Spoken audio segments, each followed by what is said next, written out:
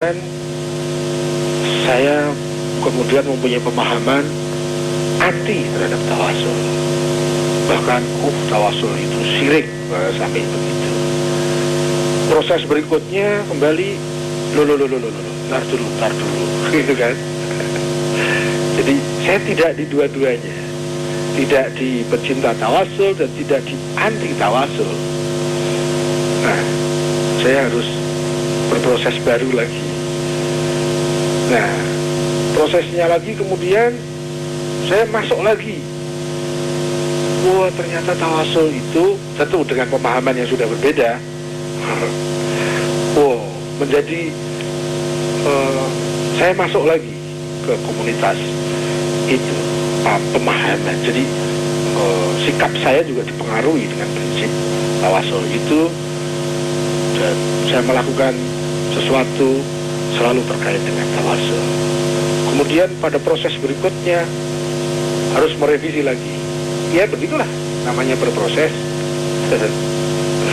Nah, sekarang apa yang saya pahami tentang tawasul? Begini, tawasul pada dasarnya yang saya pahami esensinya adalah adanya prinsip perantaraan. Yang sering dibahas adalah bahwa Allah itu maha dekat dengan diri kita, tidak perlu perantaraan. Kalau mau berdoa kepada Allah, udah langsung aja berdoa kepada Allah. Kalau perantaraan berarti kita mensyirikkan Allah dengan yang kita jadikan perantara itu. Ya, itu ilmu yang paling awal saya pahami tentang tawasul seperti itu. Tetapi pada saat saya membahas perjalanan, proses dan seterusnya, tidak hanya itu, tawasul itu jauh lebih penting, jauh lebih luas pemahamannya. Tawasul adalah prinsip perantaraan. Dan sepanjang kemudian saya belajar, berenung, paling tidak inilah sekarang ini ilmu tawasul saya yang terakhir sementara ini. Mungkin akan ada lagi, tidak tahu nanti. Tidak ada satu perkara pun, tidak ada satu kegiatan pun yang tidak terlepas dari prinsip perantaraan. Masalah yang besar ataupun masalah yang kecil, termasuk masalahnya bagaimana hubungan kita kepada Allah, kepada Tuhan, dan bagaimana hubungan kita kepada sesama manusia, dan hubungan kita kepada makhluk lain, dan hubungan kita kepada lingkungan kita. Semuanya terkait dengan prinsip tawasul ini, yaitu prinsip adanya keperantaraan. Dari sebab kepada akibat, di sana selalu ada proses, dan proses itu selalu ada perantaraan. Dari 1 kepada 3 harus melalui 2. 1 menjadi 2 melalui 1,5. 1 ke 1,5 melalui 1,01. Untuk 1 menjadi 1,01 perlu melalui 1,001 dan seterusnya. Nah, meskipun nanti di dalam pembahasan tentang sebab musabab itu ada salah satu sebab perantara yang misterius, yang itu masih pada menjadi polemik para profesor ahli fikih dan para filosof itu ya, yang nanti disebut sebagai wujud perantara. Yang satu ini masih misteri, ada istilahnya, saya agak lupa apa nama teknisnya. Wujud rotib, wujudun rotibun. Apa ya istilah dalam filosofinya? Misalnya begini, saya mau makan, setelah makan kenyang. Ternyata tidak semudah itu dari makan kenyang. Tidak, butuh proses. Dalam proses itu ada perantaraan agar nasi itu bisa diolah oleh lambung insinyur yang ada di dalam lambung saya. Itu prosesnya harus ditelan oleh mulut. Di situ berfungsi sebagai perantara dalam hal itu. Untuk bisa sampai ditelan oleh mulut, perlu perantaraan yang lain, yaitu dikunyah. Untuk terjadinya dikunyah, perlu perantaraan lain, yaitu dimasukkan nasi itu ke dalam mulut.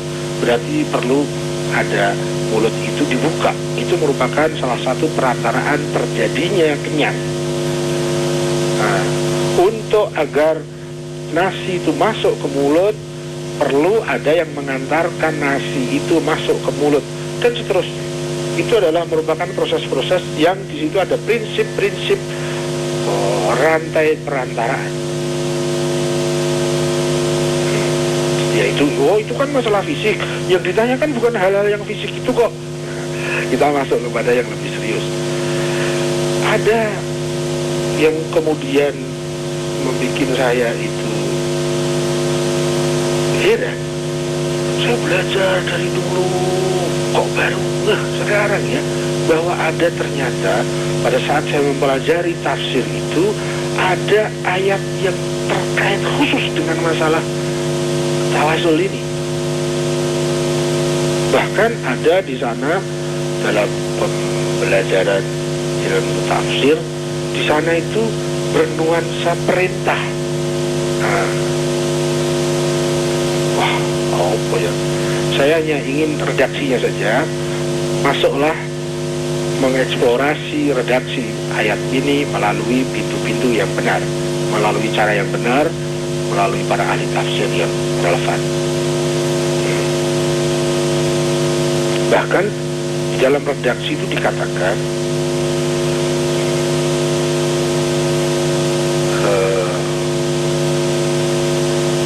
wabtaghi ilaihil wasilah. Kita disuruh mencari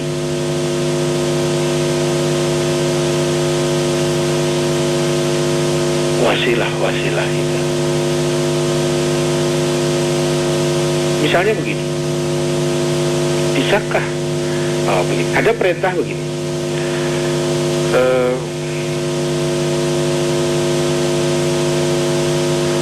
atiullah wa atiur rasul. Kalau di dalam redaksi hadis itu jauh lebih jelas. Barang siapa yang ingin mentaati Allah, taatilah aku. Itu kata Rasul. Jadi kalau mau mentaati Allah, langsung mau mentaati Allah. Wah. Caranya gimana untuk mentaati Allah? Taatilah utusannya. Jadi mentaati Allah dengan cara mentaati utusannya. Itu prinsip wasilah. Itu prinsip perantaraan.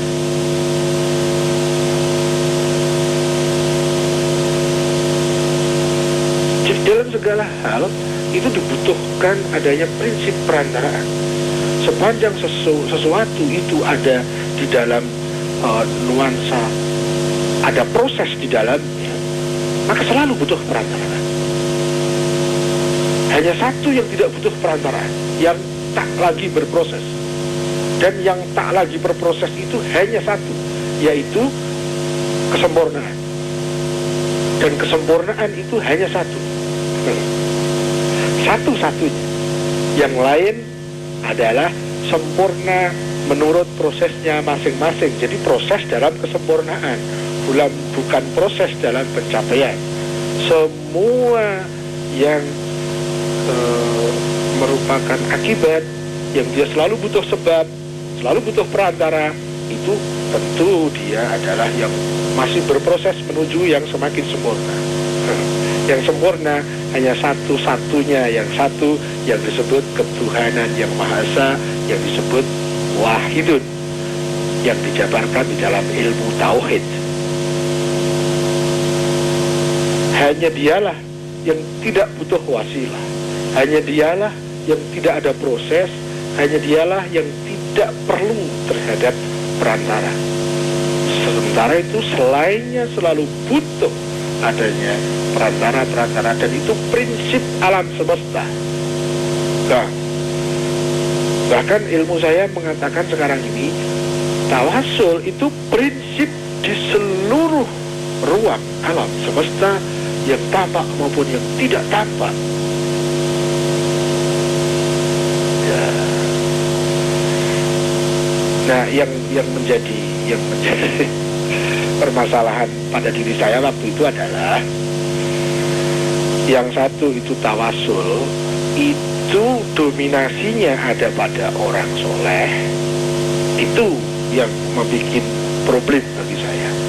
Sementara kalau tawasul itu dominatornya adalah Tuhan, adalah Allah, kemudian Allah memberikan sarana-sarana sebagai penyebab dan perantara untuk berproses mendekat kepadanya. Sangat berbeda. Dominasinya sangat berbeda. Nah, mana tawasul yang salah? Yaitu manakala dia meletakkan dominasinya pada perantara itu, bukan kepada Allahnya. Misalnya, budrek itu adalah obat sakit kepala. Dominasi penyembuhnya pada budrek, bukan pada Allah. Itu tawasul yang salah. Tetapi budrek penyembuh sakit kepala, ya. Tapi dominasi yang memberikan kekuatan unsur-unsur yang menghendaki adanya unsur-unsur tertentu dalam budrek, itu adalah kehendak dari Allah di dalam sistem kehendaknya. Itu secara fisik. Jadi tawasul itu tidak hanya hal-hal yang sifatnya non-fisik. Semua kegiatan kita setiap detik itu terkait dengan prinsip ini. Ya ayyuhalladzina amanu wabtaghu ilaihil wasilah. Itu redaksinya begitu. Dan saya waktu belajar tentang tafsir itu, saya sebetulnya pernah dengar ayat ini lama dari dulu. Tapi saya baru setelah mendapatkan sebuah tafsir-tafsir yang yang tertentu kayaknya. Baru Nah, ya begitulah. Orang untuk menjadi saja butuh proses, ya. Butuh proses. Dan kadang-kadang satu itu tertentu kan. Ya tergantung mutunya. Semakin mutunya tinggi untuk mencapai ke itu kadang prosesnya banyak. Ya begitulah. Itulah pentingnya proses. Semoga kita semakin mampu berproses. Itulah yang saya pahami terkait dengan masalah tawasul, karomah, soleh, dan yang dikaitkan dengan orang yang sudah tidak ada. Semua ada di dalam sistem hukum ilahi. Meskipun sistem hukum ilahi itu tidak sebagaimana sesempit yang kita pahami. Ya, ada satu hukum ilahi yang kelupaan, sering kita lupakan, apalagi pada perdebatan peristiwa-peristiwa akhir-akhir ini yang marak di media massa. Selalu yang dimasalahkan itu adalah sarananya, sistemnya. Agar kita tidak begitu, maka sistemnya perlu begini. Agar tidak terjadi korupsi, sistemnya begini. Agar tidak terjadi kebocoran, sistemnya begini. Iya sih, penting sarana itu. Tapi semua yang melakukan itu kan manusianya. Kenapa tidak ditembak manusianya? Selalu saja sistemnya. Betul, sistem itu sangat mempengaruhi. Tetapi inti masalahnya, yang melakukan, yang action itu kan orangnya. Beda dengan para nabi, para rasul. Selalu yang ditembak pertama adalah orangnya. Inti dari kemanusiaan seseorang itu ada pada nafas dan nuraninya. Itu yang pertama sekali diperbaiki. Kalau sekedar sistemnya, orang buruk itu mencari celah-celah bisa aja. Apalagi nanti yang bikin sistem juga belum tentu baik. Sistem dibikin dalam rangka penyiapan dia untuk mencari celah. Begitulah kira-kira. Ya, sekarang begitu marah dibahas sistem. Tapi nggak pernah dikaitkan dengan ketuhanan yang Maha Esa. bahwa manusia yang meninggalkan Tuhan, dia selalu akan didominasi oleh egoismenya. Kalau orang itu egois, mau di sistem apapun, ya dia bisa nyari lah celah-celahnya tuh. Kalau tidak di tempat yang terang, ya di tempat yang gelap tuh. Ya, kalau ada di tembok, ada tembok menghadap, ya kan dibor bisa, dan seterusnya. Tetapi kalau orang itu sudah didominasi dengan karakter kebangsaan yang berketuhanan, yang Maha Esa, dihadapi, dia ditawari juga, dia punya bargaining antara dirinya, egoismenya dengan Tuhannya. Tapi kalau bargaining Tuhan juga tidak pernah ada lagi dalam diri seseorang, tidak ditawarin juga nyari-nyari. Itu adalah salah satu sistem hukum dan seterusnya. Waduh aja. Bos. Iya, Bo. Monggo, mau dilanjut? Udah. Capek. Silakan, Bo. Atau mau kita break dulu, Bo, sebentar lagi? Iya, kita break dulu ya. Break dulu, Bo, ya. Oke, baiklah audience, kita break dulu kurang lebih 2 menit. Dan untuk Anda, saya masih buka line telepon ya di 398 35905. Ku menatap dalam gelap, tiada yang bisa kulihat selain hanya namamu, ya Allah. Besok ataukah nanti, ampuni semua salahku, lindungi aku dari segala fitnah. Kau tempatku meminta, kau beriku bahagia, jadikan aku selamanya hamba-Mu yang selalu bertakwa. Ampuni aku ya Allah, yang sering melupakan-Mu, saat Kau limpahkan karunia-Mu, dalam sunyi aku bersujud padamu.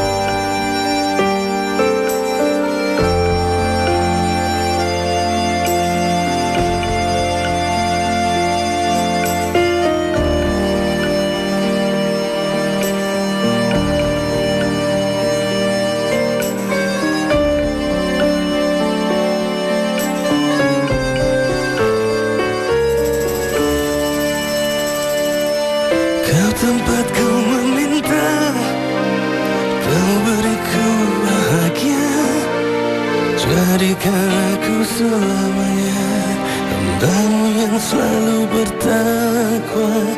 Ampuni aku ya Allah, yang sering melupakan-Mu, saat Kau limpahkan karunia-Mu, dalam sunyi aku bersujud.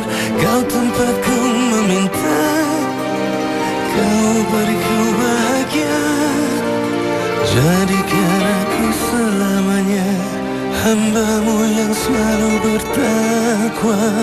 Ampuni aku ya Allah, yang sering melupakan-Mu, saat Kau limpahkan karunia-Mu, dalam sunyi aku bersujud padamu.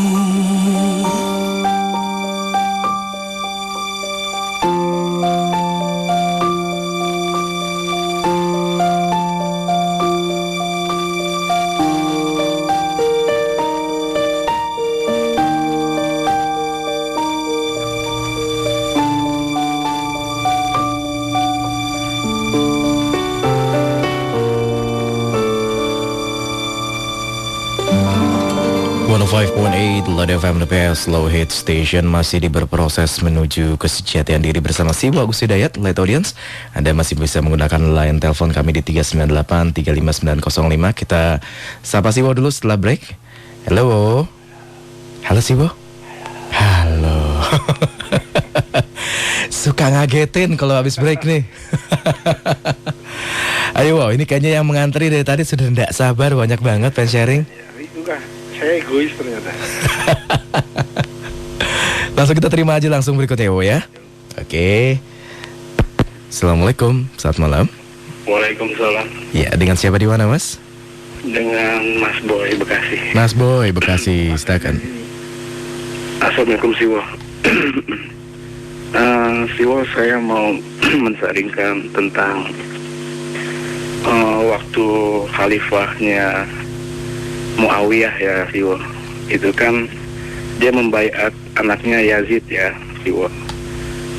Di dalam hal itu waktu itu kan anaknya Sayyidina Ali, Imam Hussein kan merasa tidak setuju lah gitu bahwa Yazid itu kan dibaiat gitu ya, sehingga Imam Hussein protes lah seperti Yazid karena karakter dan tabiat kesehariannya tidak mencerminkan tawadunya lah gitu ya, ketakwaannya, sehingga artinya juga sholatnya juga tidak menjalankan seperti itu kriteria masa Yazid itu.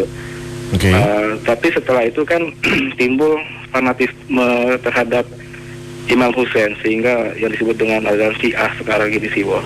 Apakah itu pengikutnya Syiah itu ada egoisme tersendiri gitu karena kejadian Yazid membunuh Imam Hussein itu Siwo? Begitu aja Siwo. Begitu ataukah aja. Muawiyah itu bisa dikatakan, halo? Mas Boy bisa lebih konkret lagi, lebih mengerucut pertanyaannya? Begini Siwo. Apakah ada egoisme tersendiri pada saat bahwa ibaratnya pengikut Syiah itu mengagungkan Imam Hussein dan keturunan-keturunan dari Sayyidina Ali saja gitu Siwo? Ada egoisme atau fanatisme tersendiri sehingga mereka istilahnya tidak setuju dengan karena ulah Yazid pada saat itu. Apakah Yazid itu Muawiyah itu sebagai sedikitnya ada munafiknya gak gitu Siwo ya? Menurut Siwo bagaimana Siwo? Assalamualaikum. Waalaikumsalam warahmatullahi wabarakatuh. Mas Boy di Bekasi ini bisa ditangkap Siwo? Ya bisa. Monggo Wo.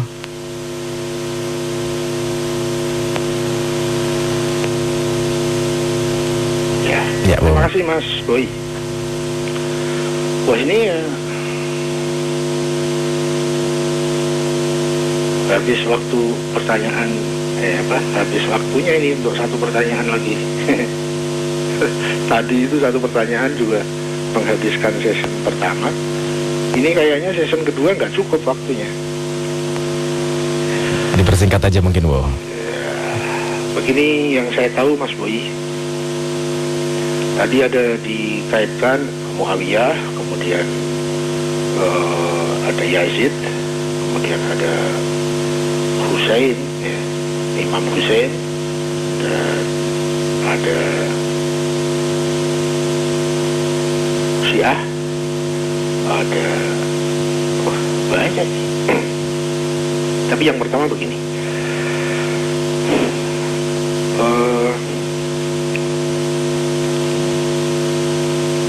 keterkaitan dengan pembaiatan Muawiyah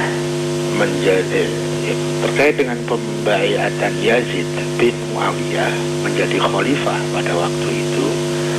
Di dalam saya belajar sejarah, itu kaitannya tidak kepada Imam Hussein, tetapi kepada Imam Hasan. Jadi ya peruntutan sejarahnya begitu. Ya. Nah, kemudian nanti berlanjut juga ke Imam Hussein. Ya. Ya, kayaknya gitu deh. Terus itu tentang sejarah ya. Memang ada keterkaitannya nanti antara Yazid bin Muawiyah ini dengan Hussein bin Ali bin Abi Thalib.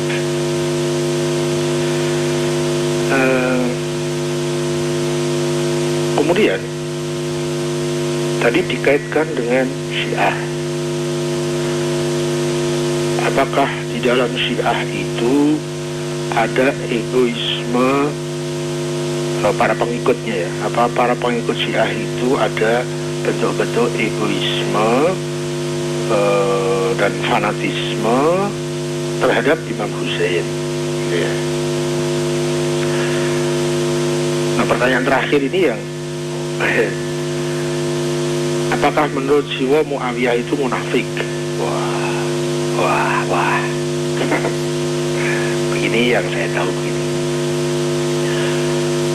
Fokus yang ditembak oleh Mas Boy ini adalah bagaimana toh para pengikut Syiah itu kayaknya begitu ya.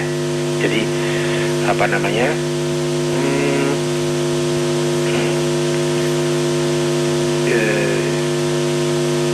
Apa ya disebut sebagai kalimat utama dari alinea ini ada pada bagaimanakah, apakah para pengikut Syiah itu ada bentuk fanatisme dan egoismenya, fanatismenya terhadap Imam Hussein.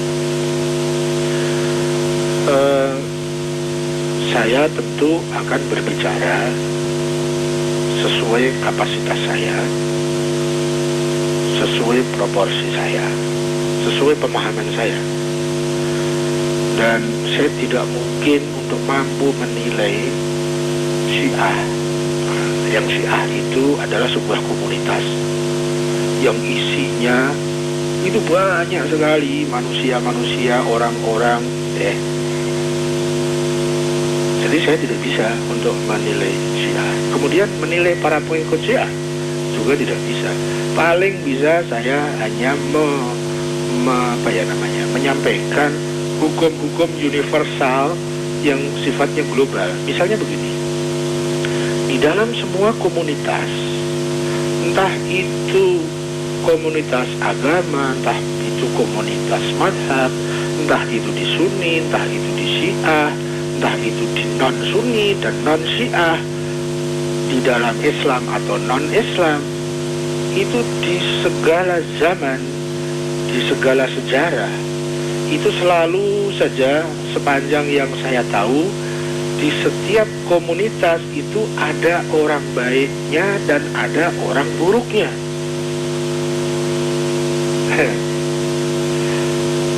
Ya, saya belum pernah mendapati dimanapun termasuk dalam sejarah ada sebuah komunitas yang semua pengikut yang ada di dalam komunitas itu pure seluruhnya baik saja atau pure seluruhnya buruk saja. Ya, itulah makanya ilmu berikutnya yang saya pahami menyimpulkan secara global bahwa kita tidak bisa menilai seseorang hanya karena dia komunitas dari mana, hanya berdasarkan atribut komunitasnya, hanya berdasarkan predikat dia punya predikat komunitas mana. Oh, kalau dia orang Muslim maka pasti baik. Tidak bisa. Apa kalau dia itu orang Muslim pasti dia jaminan orang baik? Tidak. Itu yang saya pahami hingga saat ini seperti itu. Apakah di dalam komunitas orang Muslim semuanya buruk? Tidak. Apakah di dalam orang Sunni semuanya baik? Tidak. Apakah semua buruk? Tidak. Apakah di dalam Syiah itu semua orangnya baik? Tidak. Apakah semua buruk? Tidak. Yang saya tahu di setiap kelompok, di setiap komunitas, di setiap madhab, di setiap agama, penganut agama, selalu saja di sana ada orang baik dan ada orang yang tidak baik. Ya. Jadi kita tidak bisa mengeneral. Oh, bahwa orang Islam itu semua baik. Oh, tidak bisa kita mengeneralisir nilai baik atau buruk hanya berdasarkan identitas komunitas, hanya berdasarkan identitas agama. Nah, meskipun dari kecil saya diajari untuk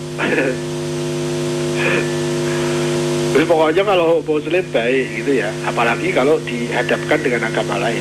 Agama lain itu, wah meskipun orangnya baik ya kayak apa, tapi kalau agamanya beda dengan kita, dia buruk gitu ya. Ya saya dari kecil dilingkupi oleh informasi yang seperti itu. Ya meskipun setelah berproses ya nggak begitu amat deh.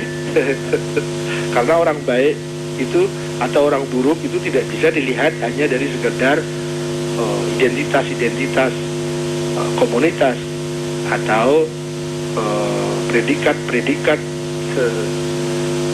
simbol-simbol nama-nama. Enggak, tidak dari situ. Kalau sekarang sih saya cuma menilai begini, bukan menilai ya, mempunyai sebuah patokan begini. Siapapun dia dengan label atau dengan predikat, dengan nama komunitas apapun, komunitas agama, komunitas madhab, sepanjang dia saat ini dia tetap mau berproses menyempurnakan diri, mendekatkan kepada yang maha sempurna, maka dia baik. Siapapun dia, apapun nama, apapun labelnya, apapun komunitasnya, pada saat dia masih punya semangat dan mempunyai action dalam kehidupannya, dia memproses dirinya dalam rangka mendekatkan dirinya kepada yang maha benar, maka dia baik. Ya, tinggal tunggu waktu saja, karena dia mau berproses. Entah dia sekarang itu adalah orang bodoh atau orang pandai, sekarang itu dia masih terjebak kepada kekumuhan spiritual, ataupun dia masih, atau malah bahkan dia sudah pada pada satu iklim kesucian sekalipun. Tetapi kalau semangat proses itu hilang, dia merasa sudah sampai, merasa sudah cukup, dia tidak butuh lagi kepada proses pendekatan kepada Tuhan. Menurut saya ini sebuah kaidah untuk menilai diri atau menilai orang lain, kalau memang punya tugas menilai orang lain ya. Ya misalnya bagaimana seorang suami menilai istrinya, seorang bapak menilai istrinya, seorang orang tua menilai anak-anaknya. Ini bisa dipakai untuk kaidah. Masih ada proses penyempurnaan diri ke arah Tuhan apa tidak? Kalau masih ada, apapun adanya dia, apapun label, apapun predikat sosial komunitasnya dia baik. Tapi pada saat semangat berproses untuk perjalanan ke arah Tuhan, ke arah yang maha benar itu tidak ada, oh sehebat-hebat apapun dia, sesuci apapun predikatnya, sepanjang itu hanya sekedar predikat, tapi proses untuk selalu menyempurnakan dirinya ke arah Tuhan itu sudah berhenti, menurut saya dia buruk. Ya. Ekstrimnya begini, seandainya tapi itu pengandaian yang kayaknya nggak relevan. Pengandaian ini hanya untuk mengekstrimkan saja. Kalau ada utusan Tuhan, ya, nabi, rasul misalnya, atau ada malaikat yang dia itu tidak dalam proses semakin mendekatkan dirinya kepada Tuhan, ya dia gugur deh dari predikat dan makomnya. Ya, itu contoh ekstrim, gitu, ekstrim. Jadi kalau ada orang-orang yang sudah diyakini oleh masyarakat bahwa dia orang baik, dia orang soleh, tapi dia kehilangan semangat memperbaiki diri, berproses mendekatkan dirinya kepada Tuhan, berproses menuju Tuhan, itu sudah tidak ada. Siapapun dia, menurut saya itu adalah salah satu alat untuk mengukur dia baik kita baik, saya baik atau tidak. Apapun keadaannya sekarang, nilainya masih rendah, kemaksiatannya masih banyak, apapun nama agamanya, apapun nama madhabnya, tapi dia punya semangat berproses dirinya menuju Tuhan. Dia adalah calon orang baik. Dia pada nilai yang baik. Meskipun dia tidak punya predikat-predikat itu di masyarakat. Dia tidak punya simbol-simbol dia orang baik. Mungkin di masyarakat dia disebut dia orang buruk lah, dia orang bodoh lah, dia orang apa. Tetapi di dalam dirinya memancar semangat untuk memperbaiki diri, berproses ke arah Tuhan. Dia baik. Apapun agamanya, apapun madhabnya. Ya, gitu. Paling tidak alat ukur global saya. Ya, itu kayaknya lebih mudah. Tapi bukan untuk menilai orang lain yang tidak perlu kita nilai. Untuk menilai orang yang memang orang itu wajib kita nilai. Saya sebagai suami mempunyai kewajiban untuk menilai orang-orang yang harus saya nilai, istri, anak, gitu. Orang lain saya nggak wajib ke orang lain, kecuali kemudian orang lain itu minta bantuan. Nah, kalau memang saya mampu, gitu. Ya, jadi untuk menjawab, apakah para pengikut Syiah itu apakah ada fanatisme para pengikut Syiah itu terhadap Imam Husain? Ya kan pengikut orang Syiah itu kan banyak. Jadi kemungkinan ada, ya ada kemungkinan. Tetapi yang tidak terjebak pada fanatisme, ya ada. Iyalah. Bisa pertanyaannya bisa juga begini misalnya. Apakah orang Sunni itu, para pengikut Sunni itu ada yang dia itu fanatisme kepada Imam Husain? Ada. Yang tidak fanatisme, ya ada.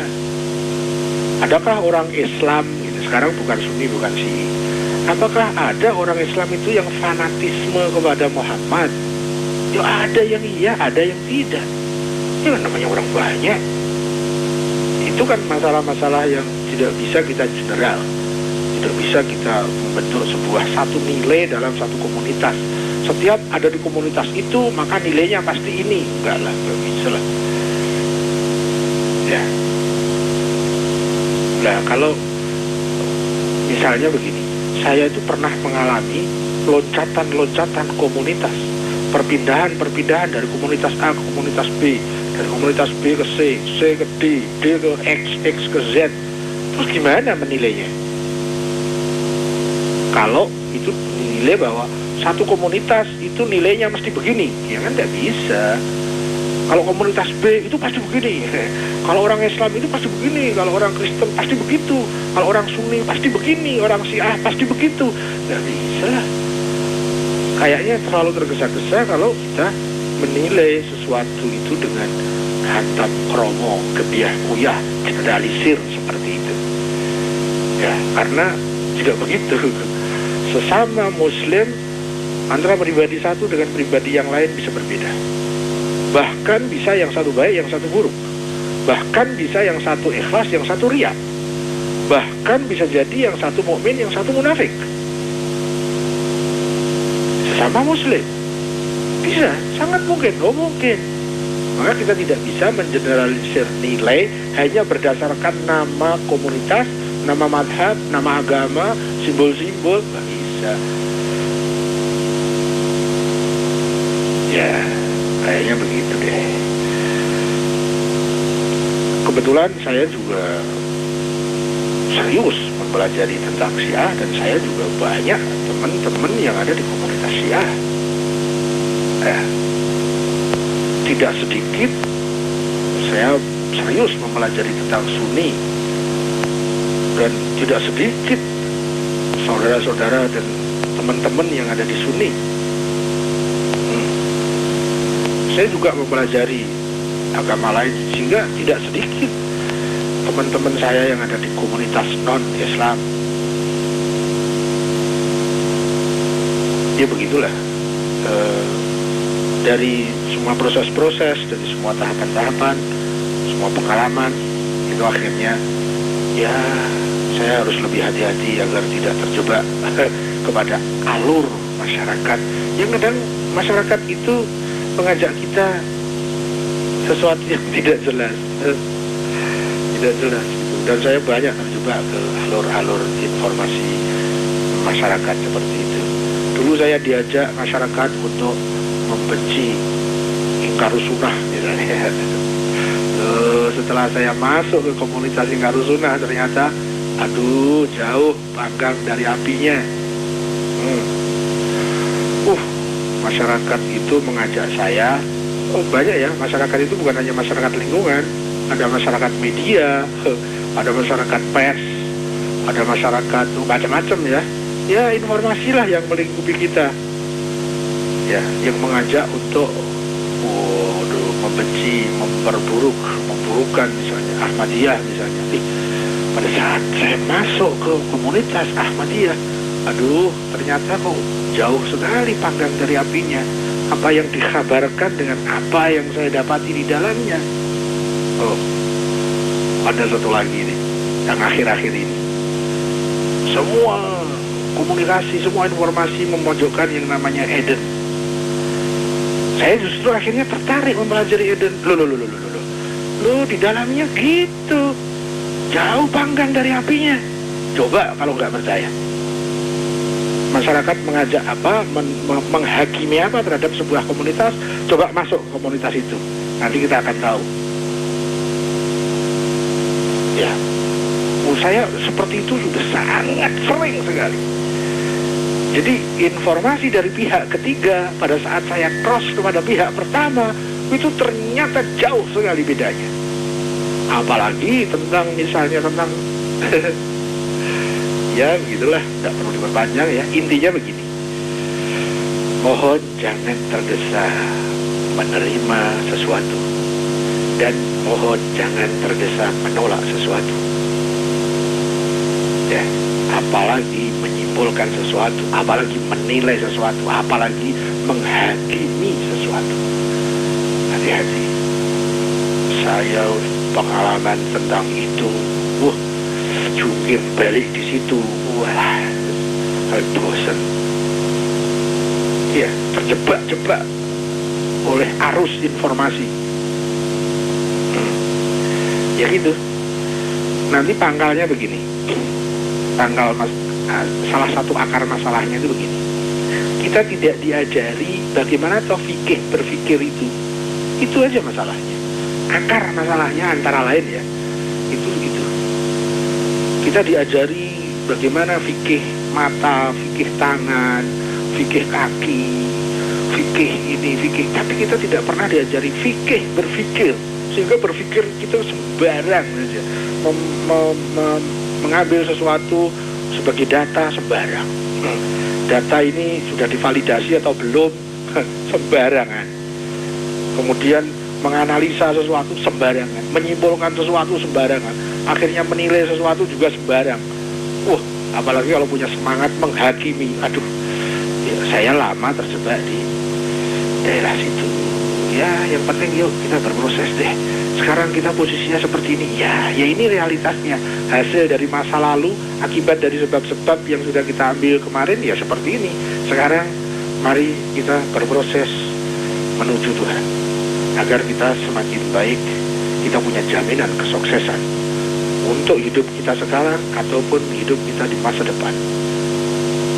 Siapa yang bisa punya jaminan yang jaminannya itu pasti selain dari Tuhan, selain dari Allah? Kita mau mengandalkan jaminan siapa? Jaminan kepandaian kita sendiri untuk mengatur masa depan kita, atau jaminan dari kekayaan sehingga kita butuh kekayaan untuk memandu kesuksesan masa depan. Siapa yang bisa menjamin? Apa orang lain? Apa pihak lain? Sepanjang yang saya tahu hanya satu akhirnya yang bisa menjamin diri saya dan masa depan saya, Tuhan, Allah Subhanahu wa Ta'ala. Semua yang lain nanti fata morgana. Kita butuh sarana-sarana itu, ya, betul. Sarana, ya, tapi bukan sebagai esensi yang kita tuju. Sarana harus kita dudukkan sebagai sarana. Uang perlu, ya, tapi sebagai sarana, bukan sebagai penentu hidup kita. Ya, terjadi kacau balau sekarang ini, rawat gitu di media massa. Sumbernya hanya satu, ya, menuhankan uang. Uanglah yang sudah menyetir hidupnya, bukan Tuhan lagi. Dia bisa hidup tanpa Tuhan, tapi tidak bisa hidup tanpa uang. Ya. Bos. Iya, Bo. Enggak diteruskan dikit lagi, Bo? Si woi kuis, iya lah. Iya deh, memang iya lah. Anjir, monggo, Bo. Ya begitulah kemampuan saya berusaha sebanyak mungkin, tapi tetap saja egoisnya muncul lagi.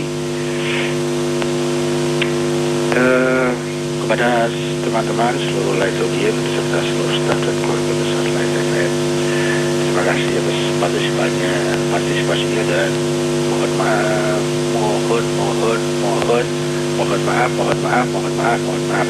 atas segala kekurangan, atas segala keterbatasan, ya apapun deh, mohon maaf atas apapun. Saya mohon pamit bersama maaf Anda sekalian. Saya mengundur diri, semoga kita dipersaudarakan dalam proses menuju ke sejatian diri. Bos pamit ya, Bos. Monggo, Bo. Matur nuwun, terima kasih. Wassalamualaikum warahmatullahi wabarakatuh. Waalaikumsalam warahmatullahi wabarakatuh. Light Audience, tadi saja baru kita dengarkan si Wagus Hidayat. Walaupun cukup panjang, mungkin hanya 2 penelpon malam hari ini bisa kita terima. Mohon maaf tidak semuanya, tapi mudah-mudahan itu bisa memenuhi semua keinginan tahu Anda dan sharingnya dapat terpenuhi. Walaupun kalau kata Siwo sih selalu bilang, makin penasaran, makin bingung, itu makin bagus. Karena pencarian dan ketidakpuasan bisa membuat kita dapat terus belajar. Terima kasih sekali lagi. Saya Mike Maroon masih akan terus bersama dengan Anda malam hari ini dengan tepat jam 12 malam nanti.